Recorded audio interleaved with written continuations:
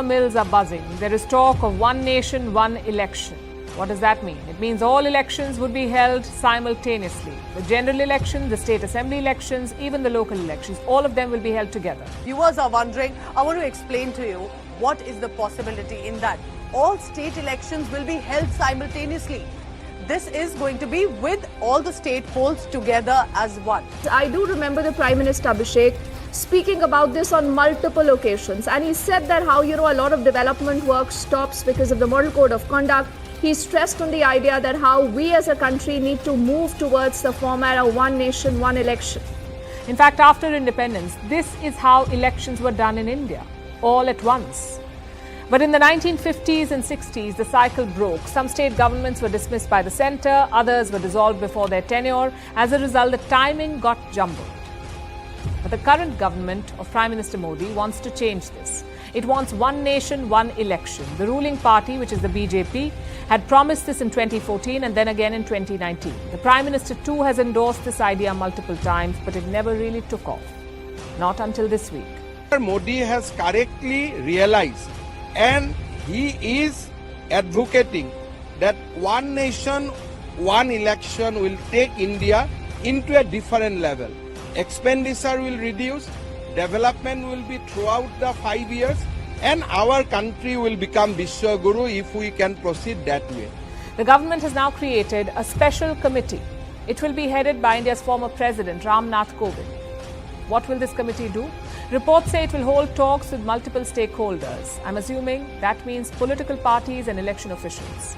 It will then prepare a report and submit it to Parliament. The government says the plan is not immediate. The report will be debated by lawmakers. The question is, when will this debate happen? One of the major reasons for this is that there is a lot of movement of election. We have seen people who are involved in elections. They keep on moving throughout the year. Almost every 3 to 4 months, there is a movement because we have state elections in one state or the other. It would save a lot of money for sure. The 2019 general election cost around 60,000 crore rupees. The same year, 7 state elections were also held. Some in April, some in October, and then some in November. Had we clubbed all of them together, we could have saved money. Same with security forces and poll officials. Right now, you need to mobilize them multiple times. But if all elections are held together, that will not be necessary. वो कह रहे 5 साल में एक बार भाई साहब अगर 5 साल में एक बार कर दिया तो 5 साल बाद सिलेंडर 5,000 रुपए का मिलेगा। ये सोचो 5,000 का सिलेंडर मिलेगा और मोदी जी 5 साल बाद आके कहेंगे 200 रुपए माफ कर दिए। ये जो 250 रुपए किलो टमाटर हो रहा है ना, ये 1,500 रुपए किलो टमाटर मिलेगा अगर वन नेशन वन इलेक्शन कर दिया। कभी मत करना। मेरी तो मांग है वन नेशन 20 इलेक्शन होने चाहिए। हर तीसरे महीने चुनाव होना चाहिए। One nation, one poll bill. It's going to be very controversial. It's not going to be easy to pass. You campaign once in 5 years and that's it. The rest of the time you work, ideally. But right now you're almost always campaigning. Chief ministers fly down to their states during elections, same with the Prime Minister and his cabinet. It's like the country is always in election mode. With one nation, one election, you can correct that. And number 4, more voter turnout. Suppose you work in Delhi, but your vote is in Mumbai. You may not be able to fly down for every election. But if it's all at once, there's a higher chance that you can. One nation, one election is seen by the BJP as a Brahmastra. If your weakness is having only one leader to get you the votes across states, where most of your state leaders are nobodies, why not turn it into a strength? What if every vote was sought for Modi or at the centre and in the states? Each election will then be Modi versus who? And that is where BJP thinks the opposition will struggle. Now the disadvantages. Number 1, regional issues may get ignored. Let's face it, general elections tend to attract more attention than state elections. So what will happen if they're all held together? National issues may end up dominating regional ones. In India, that could be a problem. We have dozens of regional parties. Number 2, the logistics. Simultaneous elections would require more EVMs, electronic voting machines. Former poll officials say almost 3 times more. Challenge number 3, educating the people. The last time India held simultaneous elections was in the 1960s, so an entire generation is not even familiar with the idea. How do you educate them? How do you explain why they're voting twice or thrice? Or that one vote is for the centre, the other is for the state? It could get complicated. And finally, challenge number 4, some legal confusions. What happens if an assembly is dissolved prematurely or a government loses its majority? Will it be president's rule for the remaining time? And you are making the point that there should in fact be fewer elections in this country because maybe that would keep politicians more focused on issues that fewer, matter. I said more concentrated. See, Not so spread out. Yes. See, right now, because some state government collapsed here and there or whatever, in between, you just see almost… you're in the news business, you are seeing almost all the time you're talking about election. In a democratic country, when you talk about election, you don't always talk sense, okay? You talk popularism. There are countries which already hold simultaneous elections, like Belgium, Sweden, Brazil and South Africa, and to some extent even the United States of America. Their presidential elections coincide with elections to the US House. Does that mean India should also do it? So, once in 5 years, we can afford an election. Not every year, somewhere election going on, every state election has become like a national election. See, right now there's an election somewhere in other states. But it feels like there is election going on everywhere because you won't leave me. If an election is happening in Assam, you will beam it into my house. So I think election is happening right here. All the time, this kind of populistic statements are being made. What needs to be actually done cannot be done. I think some law has to be there. There must be a period for election. In that time, you allow some margins, what people say and do, but otherwise there must be some real-time work time. Over in the US, there are only 2 major parties, the Republicans and the Democrats. Here in India, 6 national parties, 54 state parties, more than 2,000 unrecognized ones. So copy-paste may not work. We need an Indian version of simultaneous elections. So reduce the number or the spread out. The spread should go. It should completely go if you ask me. If you want to, all assembly elections one time, parliamentary elections another time, it must be done. People will protest because there are many political issues, I know, but political issues are always there. People's issues, the nation's issues, the nation moving forward issue is the biggest issue. That's the reason why we've elected people. Most political parties agree that it's necessary. What they disagree on is how it should be done. You know, Jain is a very politically vibrant campus, and it is impossible or impractical to be apolitical in this campus. How can a student remain a neutral or free thinker? Well, this has become a phenomenon not just in your university, this has become a phenomenon across the country. If you open your mouth to say something about the nation, they will try to fix you to some ideology, even me, not just you.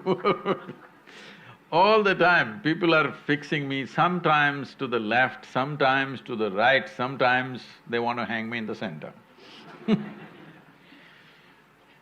I've always made it clear, my concern is people, not even nationality. My concern is just people, because I work with all kinds of people. In India, outside India, with politicians, with convicts, with tribal women, with all kinds of people, okay, with students, with everybody. My concern is a human being, life. But inevitably somebody is trying to pin you on some notice board, right board or left board or something. This is an unfortunate situation because this is the mechanics of how you destroy a democracy. That is, right now, let us say, you are committed to right, I'm committed to left, because I'm looking more left, okay?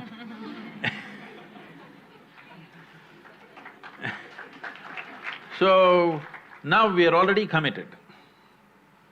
Now what is the point of secret ballot, I'm asking? We know these 3 people will vote for right, left, right, this will vote for left, everybody knows. What is the point of secret ballot? What is the point of offering a citizen the choice of choosing the leadership? In Tamil language, democracy means jananayakam, that means people are the leaders, that's what it means. People are the leaders, but leaders are all fixed. How do you make leaders out of them? How do you make a democracy work? If you want a living democracy, the most important thing is except for a few party workers, others, the rest of the population should not be committed to any party, any ideology. We give somebody a 5-year chance. If they do well, we give them one more chance. If they don't do well, we bring somebody else. This is how it should be. But unfortunately, this has become a worldwide phenomenon. In United States, it was worse. I thought I was proudly speaking in United States, we have a living democracy. But now in the last 5 years, I've just kept quiet about Indian living democracy because we have also become the same thing. It's like this. A veteran Republican leader was dying, he was on his deathbed. Then on his deathbed, he requested, "I want to join the Democratic Party." People said, "Not you. You've been a Republican all your life. So was your father and your grandfather. All were Republicans, and now on your deathbed you want to become a Democrat?" He said, "Yes, I want to become a Democrat." They said, "Why?" He said, "I would rather have one of them dying."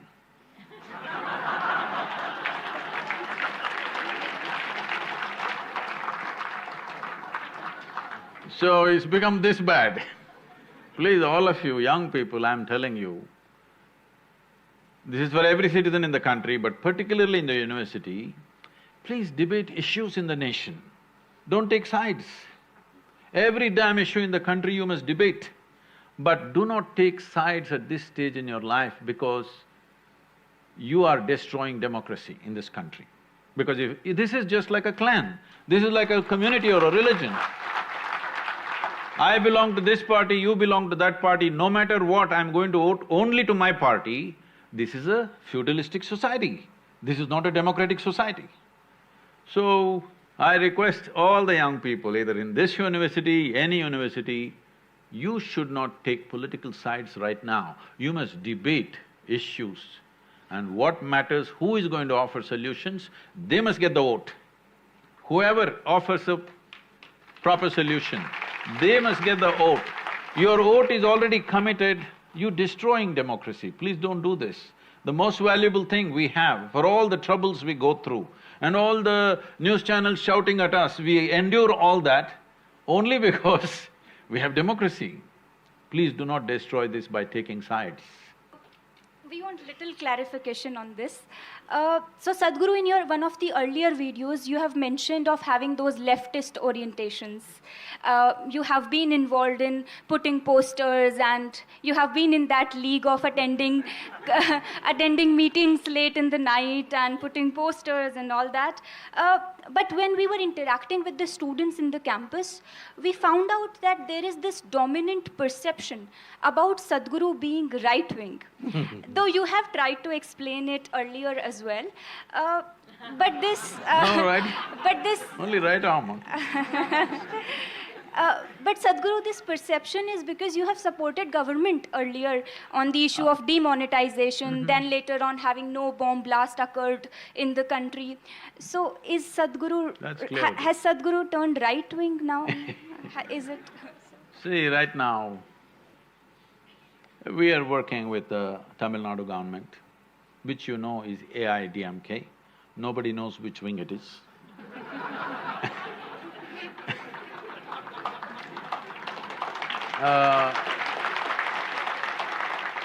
We are doing a lot of work with Andhra Pradesh government.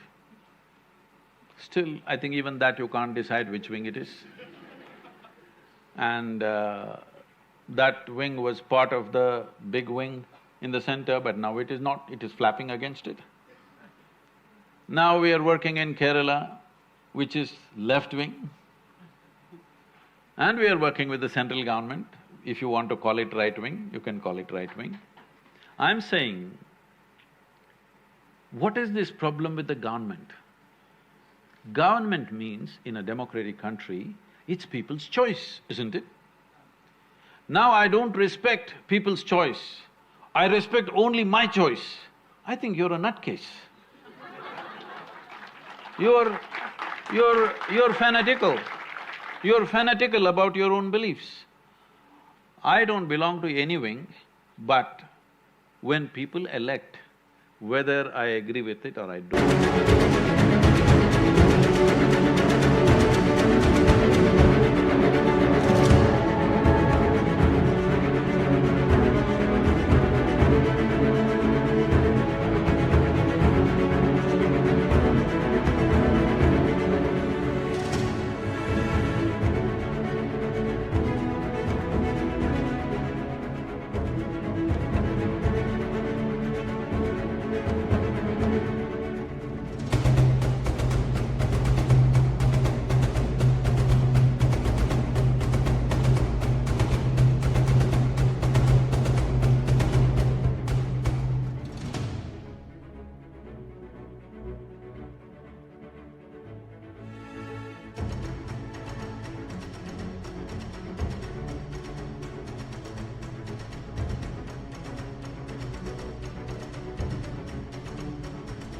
Don't agree with it.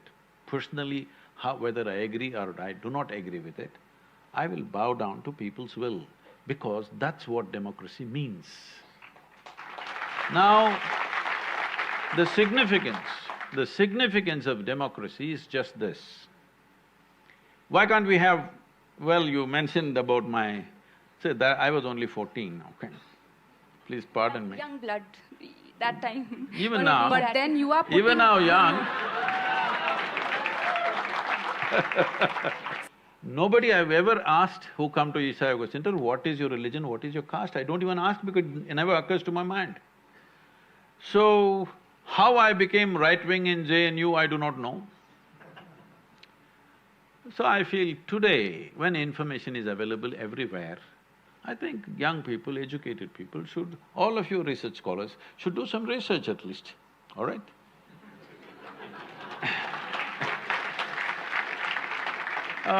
Just making wild conclusions about somebody whom you have not even met, this I've seen everywhere, especially in this country. This doesn't happen anywhere else in the world, this is what I'm seeing. In this country, people who have never met you seem to know more about me than I know about myself. Those who have never seen me, those who have never met me, those who have never spoken to me, they know more about me than I know about my own life.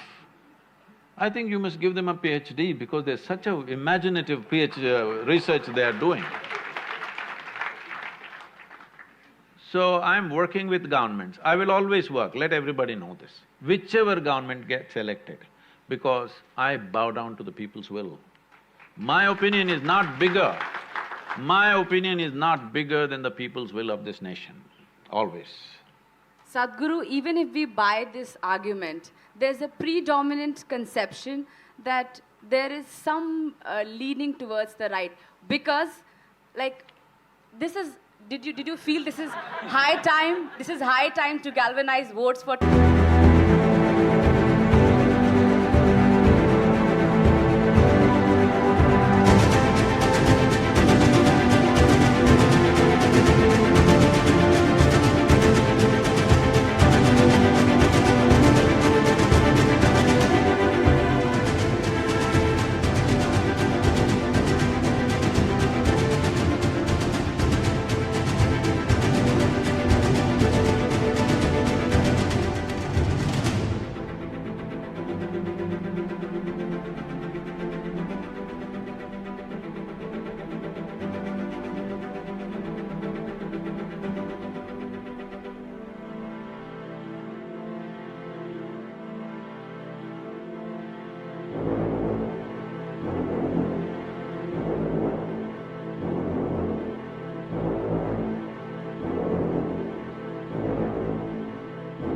2019, that the Youth and Truth campaign? See, okay. See, if I give a call, I don't have to go university to university. If I give a call, any party will get substantial vote, okay? But I will tell you this,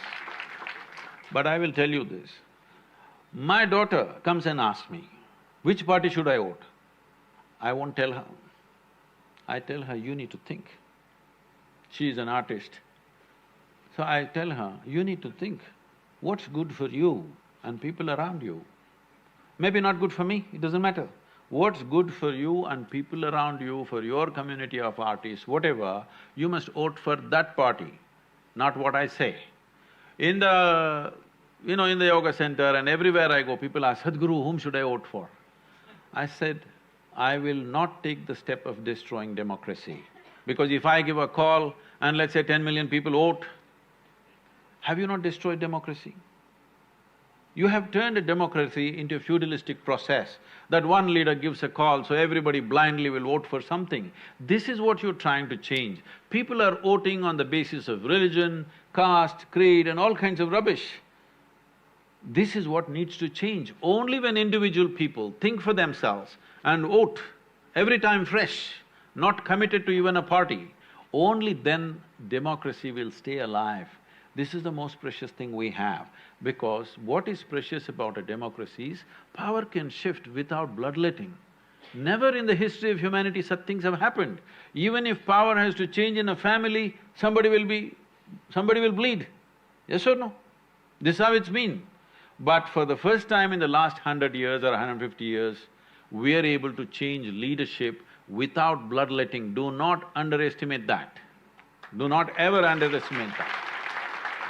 You said when you were in United States, you always said there that India is the biggest living democracy.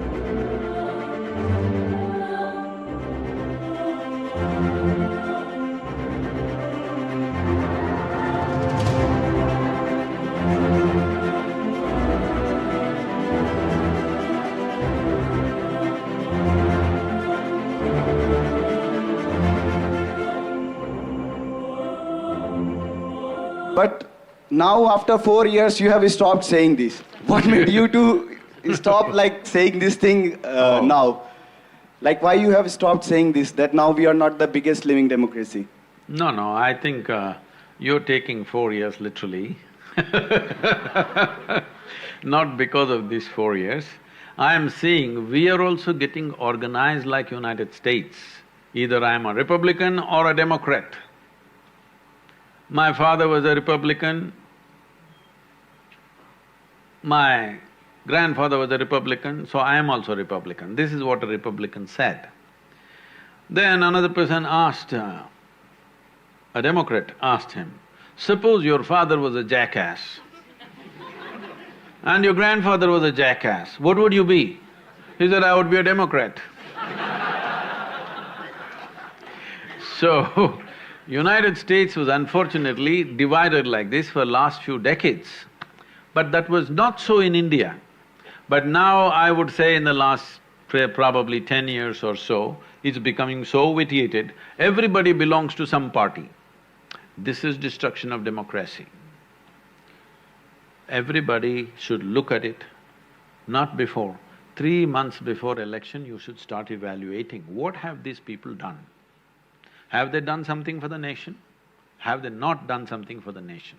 Should you give them another chance or should you not give them another chance? Is something that you must evaluate just before election, not right through the 5 years. There's no sense to that. You must evaluate according to your intelligence. Today there's information, all right? There is enough information.